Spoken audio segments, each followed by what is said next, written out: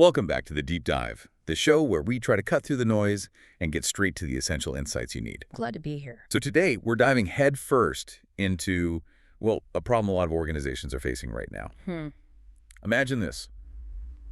A company, they pour millions, maybe even billions, into developing these incredible cutting-edge AI models. Yeah, models that promise so much, right? Predicting markets, personalizing everything. Exactly. Optimizing supply chains, you name it. They've got the brilliant data scientists. The algorithms are groundbreaking. The proof of concept looks amazing. Sounds familiar. But then, well, it hits a wall.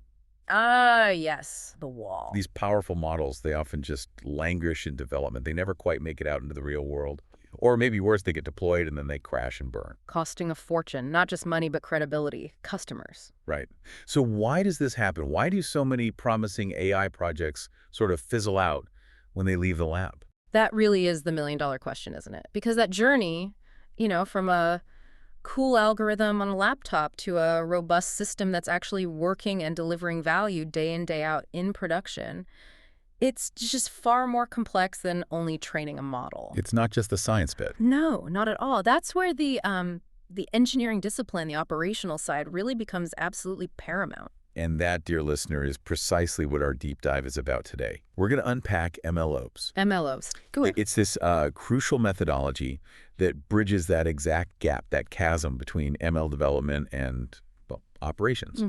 So for anyone who's ever wondered, how does AI actually move from being this brilliant idea to a practical, impactful, and crucially reliable tool that drives real business results? Well, this deep dive is definitely for you. Absolutely. Our mission today is to demystify what MLOps truly means. We want to understand its intricate iterative lifecycle, and then explore how a powerful platform, something like Google's Vertex AI, actually steps in to simplify and accelerate these often really complex processes. We want to pull out the core insights, right? So you, our listener, can quickly grasp this vital piece of the modern AI puzzle. Exactly. Without feeling overwhelmed, you'll be ready to understand it, maybe even champion it where you are. And to guide us, we're drawing our insights from MLOps Part 0.5. It's a really good overview, concise, but surprisingly comprehensive. Yeah, I found it really helpful. It lays out the fundamentals of MLOps really clearly and then shows how Google's Vertex AI fits into that whole picture. So yeah, a great starting point for our chat. Okay, let's start unpacking this foundational concept then. MLOps. The term itself, it does sound quite technical, maybe a bit intimidating, like jargon. It can feel that way, yeah. But you're saying at its heart, it's really about making machine learning work reliably, effectively, out there in the messy real world outside the nice controlled lab. Exactly. That's the core of it. So for us to really get it, what's the definition we should start with? What really makes MLOps?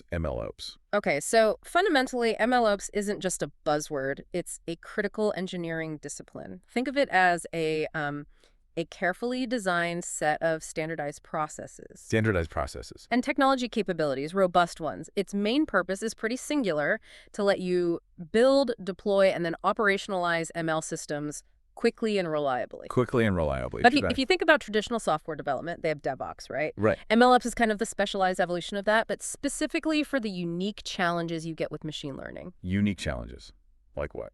Well, things like changing data, models degrading over time, stuff you don't see as much in traditional software. So its aims are sort of threefold.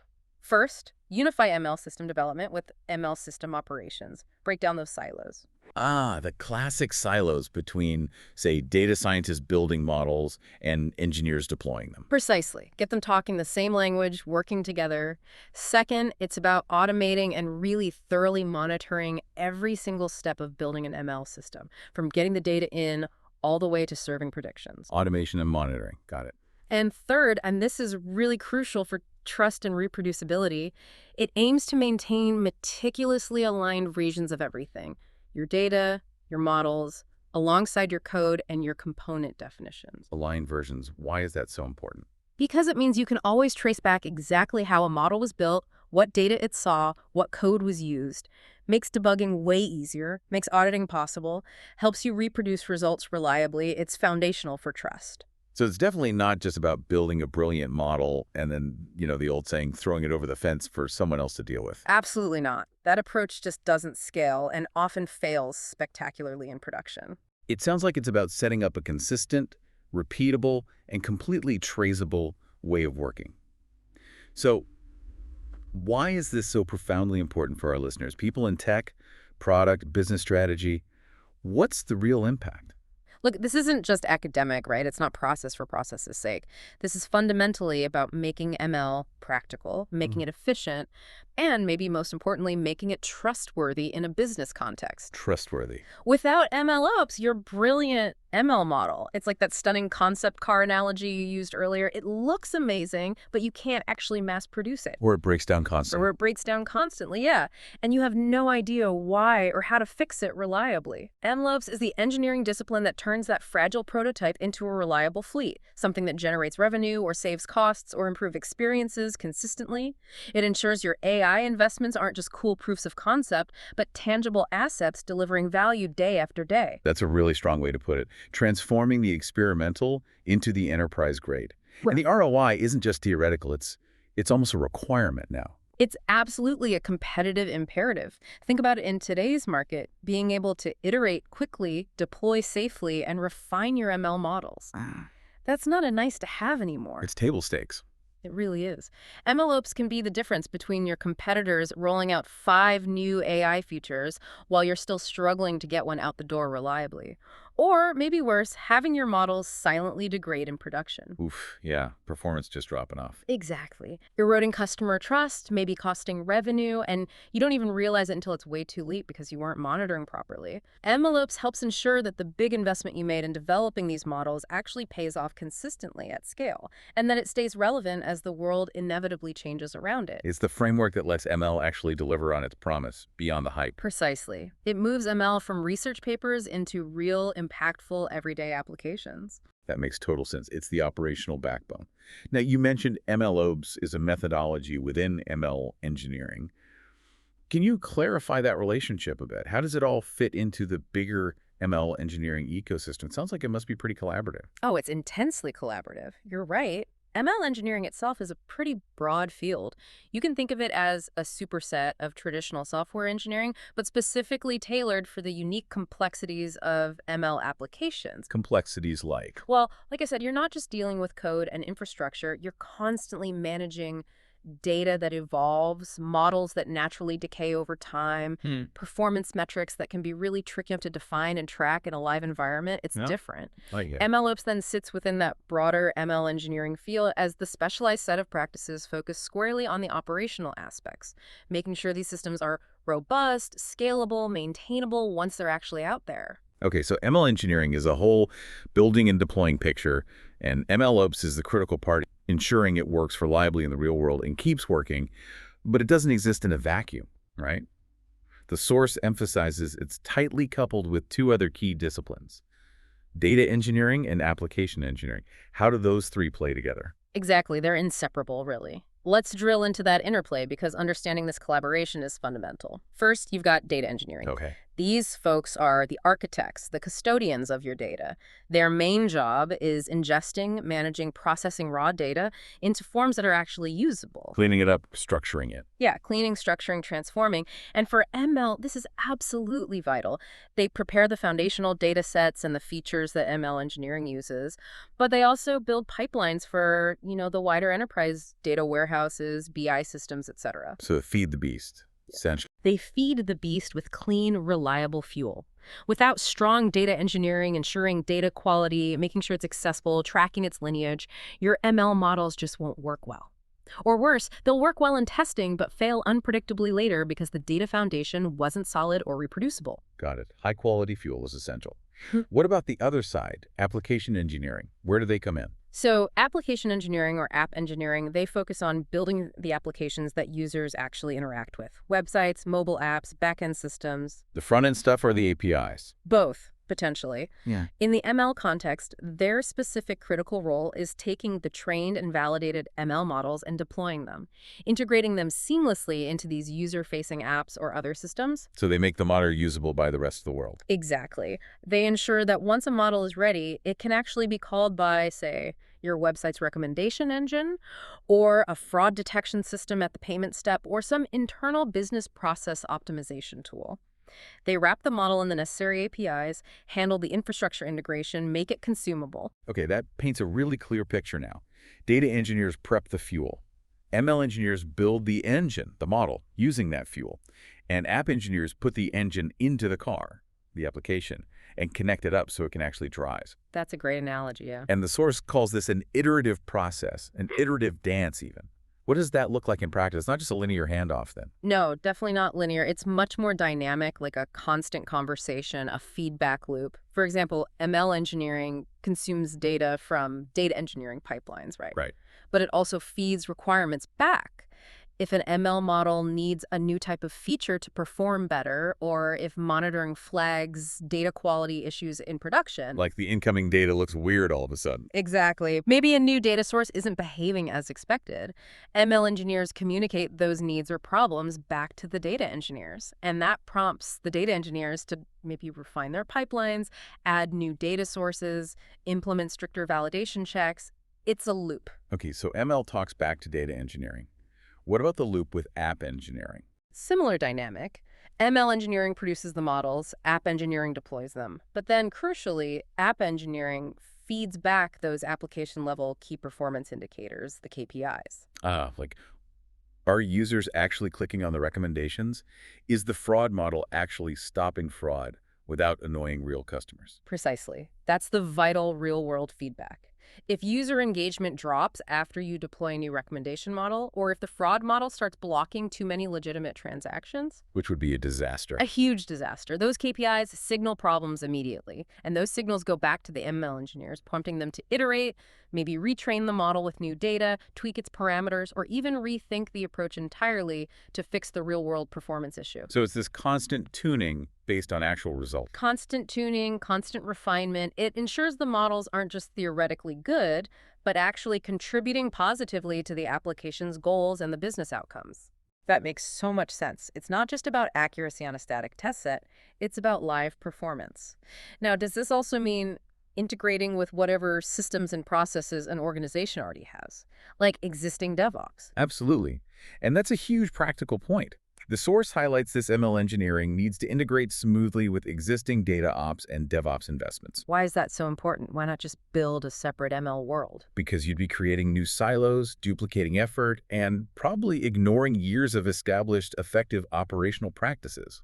You want to leverage the existing operational backbone, the version control systems, the automated testing frameworks, the deployment pipelines, the monitoring tools that the organization already uses and trusts for traditional software and data. Build on what's there. Exactly. Plug ML workflows into that existing structure. It promotes consistency, leverages existing skills, and frankly, it's just way more efficient and less risky than building everything from scratch in isolation. This interdisciplinary nature, this constant iteration, the need for integration, it really hammers home the complexity, doesn't it? For you, the listener, think about this. Traditional software has its challenges, sure. But here, with ML, you're juggling constantly changing data, models that inherently decay, and this intricate dance between data, code, models, and live applications. It's a different beast. It really is. Which is exactly why these dedicated operational practices like MLOps aren't just nice extras. They feel indispensable. It's what takes ML from being a cool science experiment to being a reliable, scalable product that actually delivers value consistently. Well said. It's the factory floor for ML, like we talked about, ensuring quality, speed, reliability. And like any good factory, MLOps has its own process flow, its lifecycle. The source outlines 6 iterative processes and 2 central kind of cross-cutting ones. Let's walk through that lifecycle. What's the big picture? The MLOps lifecycle is best seen as a continuous loop. It's not do it once and you're done. It's designed for ongoing improvement, adaptation.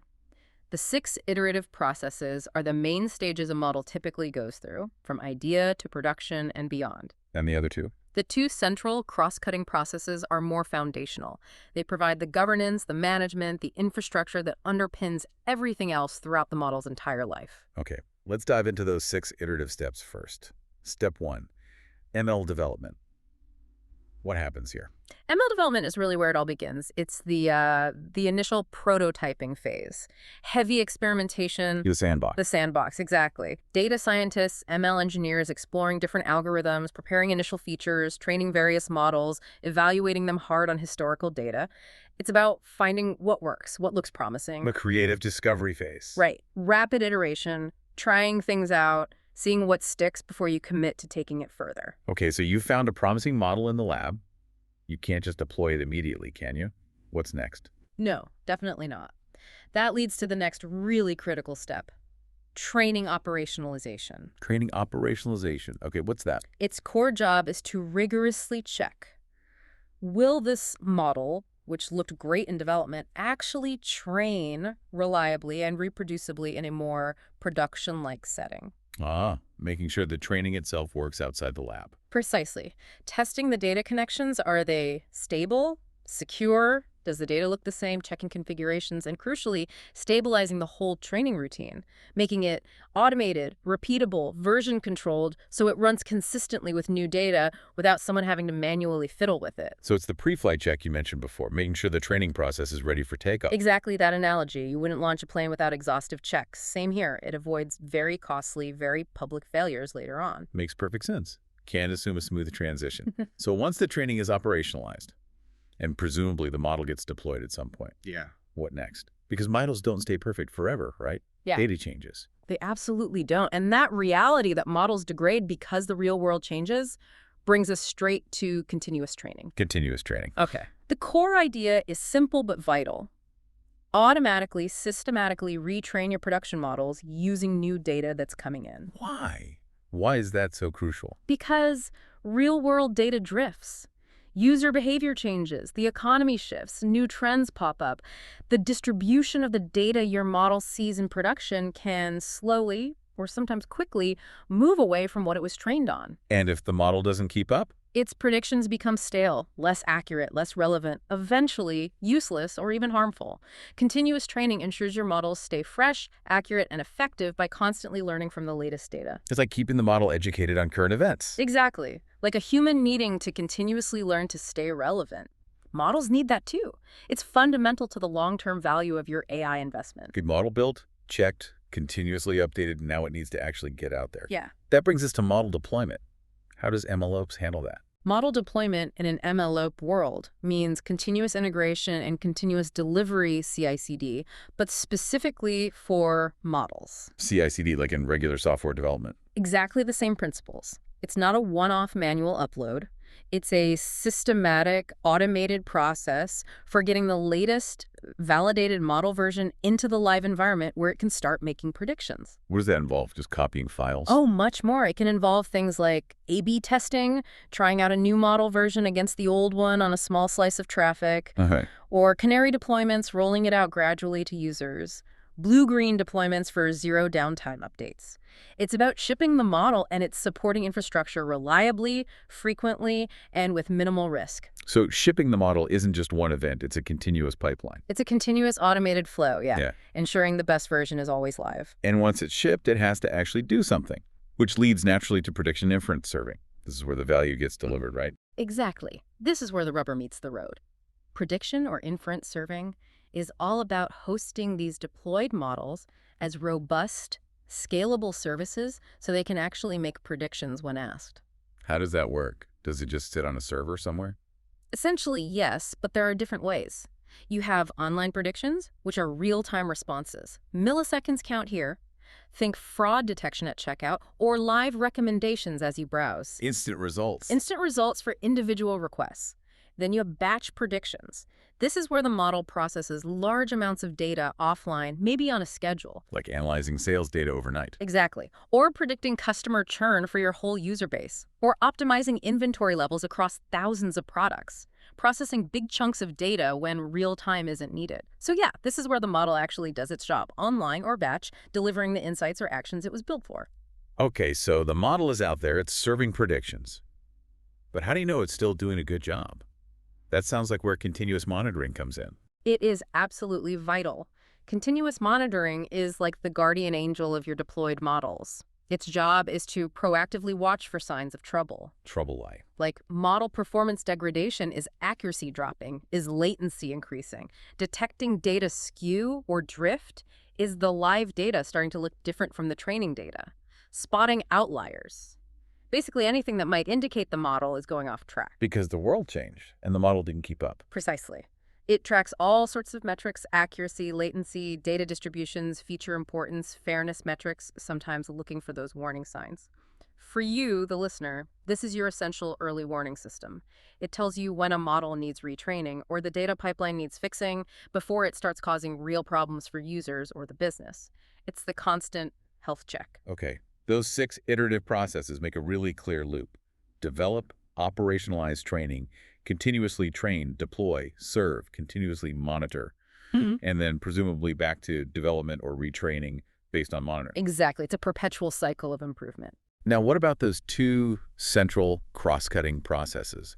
The source highlights data and model management. What's encompassed there? Why is it central? Data and model management is really the foundational governance layer for everything else. It's about meticulously governing all your ML artifacts. Artifacts, meaning? Not just the trained models themselves. It includes every version of the data sets used for training and evaluation, the raw input files, the exact configuration settings used for a training run, the detailed logs from every experiment. Everything. Wow, that sounds like a lot to track. Why go to all that trouble? Because it's the key to so many critical things. It supports auditability. You can prove exactly how a model was built and why it might have made a certain prediction. It ensures traceability. You can follow the complete lineage of data and models. It underpins regulatory compliance. It fosters shareability and reusability, huge efficiency gains there. And it enables discoverability. People can actually find and leverage existing work. So it's like a comprehensive library and audit trail for all things ML. The source calls these transitional phases. What does that mean? Transitional here means they're not just static buckets between the other steps. They actively facilitate the transitions throughout the lifecycle. They govern how artifacts, data versions, model checkpoints, logs move from development to training, from training to deployment, ensuring proper versioning, access control, documentation at every single handover point. So it's the system that manages the flow between stages. Exactly. Think of it less like a static archive and more like an active, living registry and control system for all your ML assets. For you, the listener, this is absolutely vital for building trust, meeting compliance, and just being efficient. Letting teams reuse work confidently instead of starting over every time. It turns ad hoc experiments into repeatable, verifiable enterprise assets. This whole picture, it really drives home the complexity. You know, for you listening, think about how these processes aren't really neat, separate boxes. They're deeply intertwined, constantly overlapping.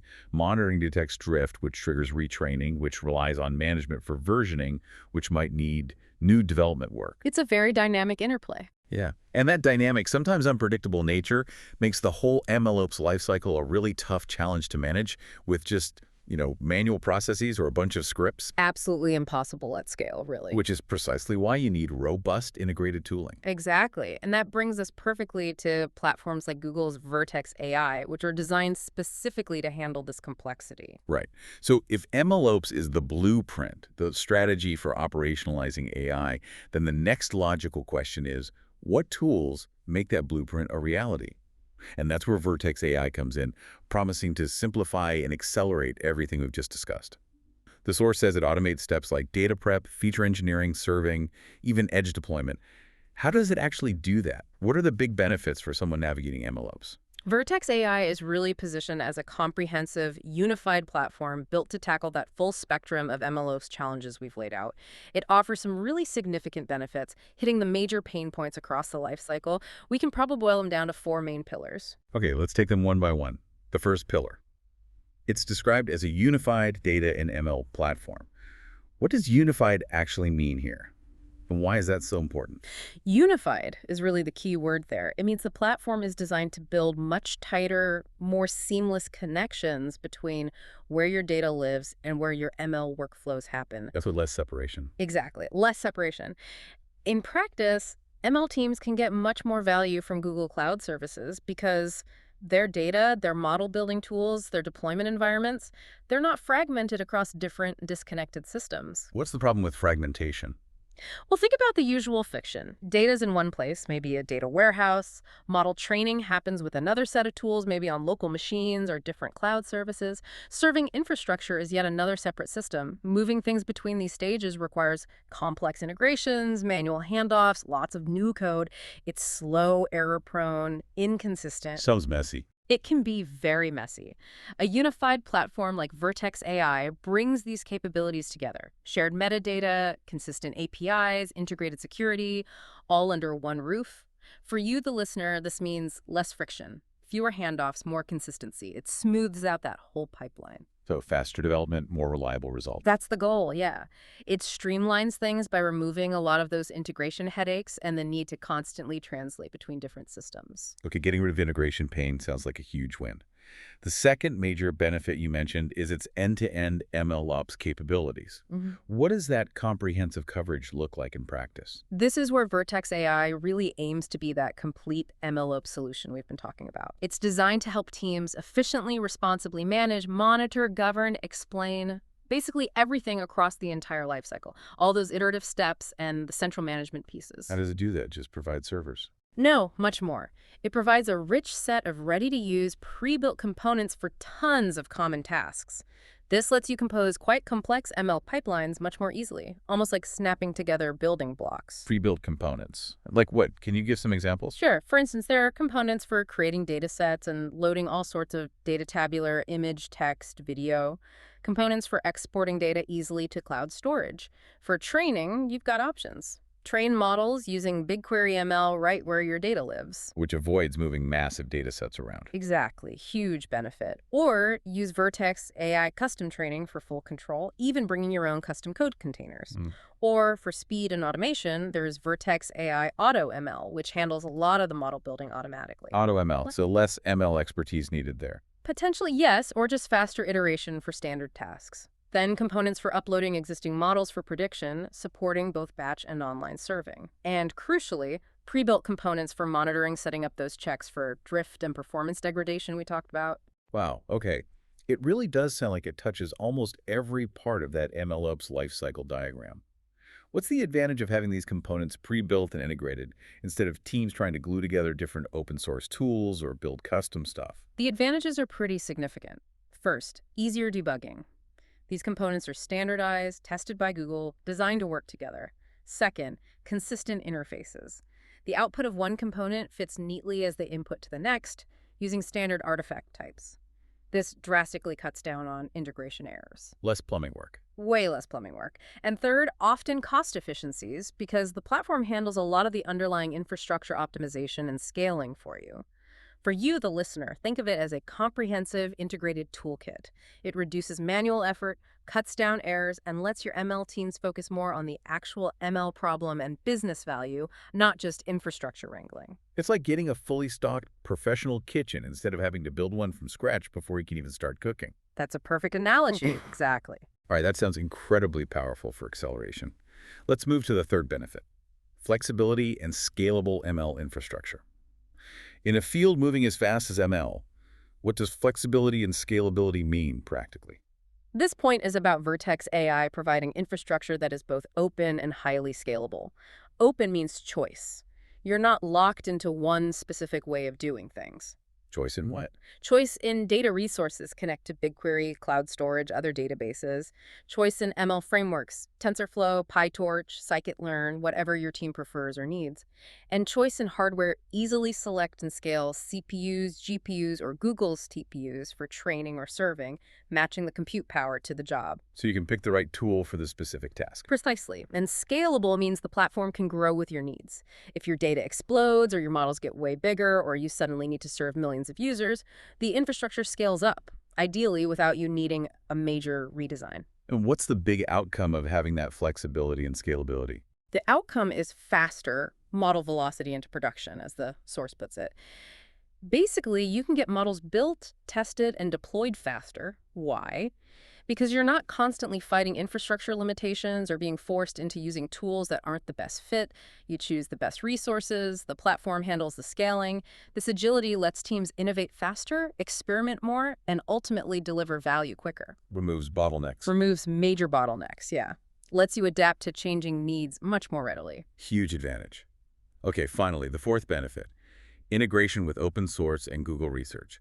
That sounds like getting the best of both worlds. It really aims to be. It's a powerful mix. Vertex AI deeply incorporates Google's own significant research contributions and its open source work. On the research side, this means you often get access to cutting-edge AI algorithms, pre-trained models coming out of Google Research. Like the latest language models or computer vision techniques. Exactly, and these are often available directly within Vertex AI, optimized for the platform's infrastructure. So you can leverage state-of-the-art AI without having to build it all yourself from scratch. It streamlines using really advanced AI. And the open source side, what does that bring? That means it plays nicely with the tools ML teams already use and love. Seamless integration with TensorFlow, PyTorch, scikit-learn, the big ones. But it goes further through custom containers. You can basically run any ML framework or AI library for training or prediction. So even niche frameworks or custom code. Yep. Package it in a container, deploy it on Vertex AI. So for you listening, it's this blend. You get Google's cutting-edge tech, optimized and integrated, plus the freedom and community support of popular open source tools, flexibility and innovation combined. That does sound like a compelling combination. Now, Vertex AI didn't just spring into existence fully formed, did it? The source mentions it's the result of a long-term investment by Google. Can you give us a quick history? How did we get here? Yeah, understanding that evolution is useful. It shows it's not just a brand new thing, but built on years of experience, especially running ML at Google's massive scale. You can think of it in phases. Phase one was really about building that super robust data foundation. The bedrock. The bedrock. Leveraging technologies Google pioneered, like Bigtable for huge data sets, PubSub for real-time data streams. Getting the data infrastructure right was step one. Makes sense. Data first. And then phase two built the ML foundation on top of that data layer. This is where things like TensorFlow came in, and TFX TensorFlow extended for building production ML pipelines, and Kubeflow for running ML in Kubernetes. These were early critical steps towards standardizing and automating ML workflows, bringing engineering discipline. So developing the core ML tools and frameworks. Exactly. Learning how to do ML reliably at scale. And its current state as Vertex AI is the unification of all that, bringing the data foundation, the ML tools, the pipeline orchestration, the serving, the monitoring all together into one integrated platform, abstracting away a lot of the underlying complexity. So it's a culmination of years of work. Years of deep investment and learning in both data infrastructure and ML operations, yeah.